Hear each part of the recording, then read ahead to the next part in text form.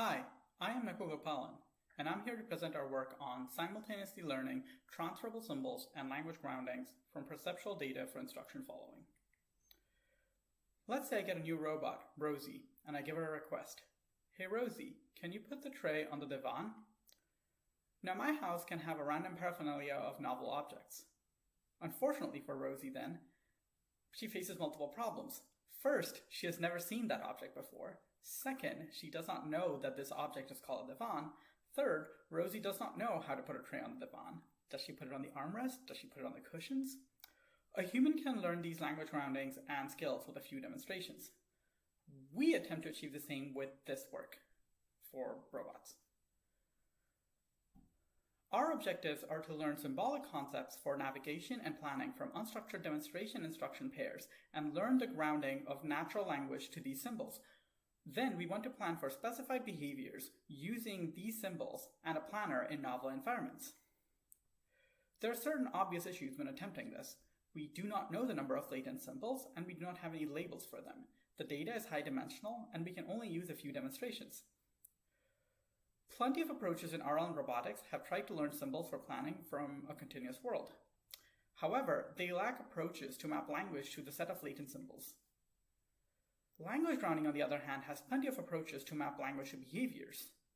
There are classical approaches, but they require us to pre-specify the symbols being used to plan.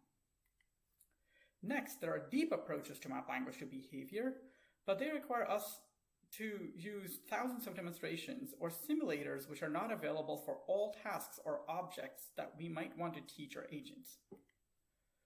So let's start with an example of our approach. Say we want to teach the robot to go straight and take a right at the end of the corridor. We provide a demonstration trajectory and a command for this behavior. The robot itself sees the world with LiDAR data and operates over continuous torques. Our assumption here is that such demonstrations are made up of latent skills. To discover them, we use change point detection to segment skills. Let's say that our skill segments might look like this. We then learn termination conditions for our skills, which are classifiers over clusters of states where our skills terminate. These then become the symbols to plan over. We then translate the given natural language command to the sequence of symbols observed in the behavior, allowing language grounding over learned latent symbols. So our whole pipeline looks like this. We segment demonstration trajectories into skill segments, cluster the termination states of skill segments into a set of states over which symbol classifiers are learned. We then learn a mapping of language to sequences of these symbols observed in the demonstration, which can then be used at runtime to plan for the commanded behaviors. For this, we collected data by first driving our robot around our campus and showing these demonstrations to users on Amazon Mechanical Turk.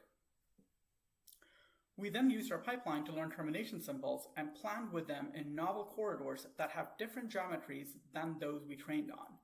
And we were able to perform the behaviors of approaching the intersection and taking a left or right turn at the intersection.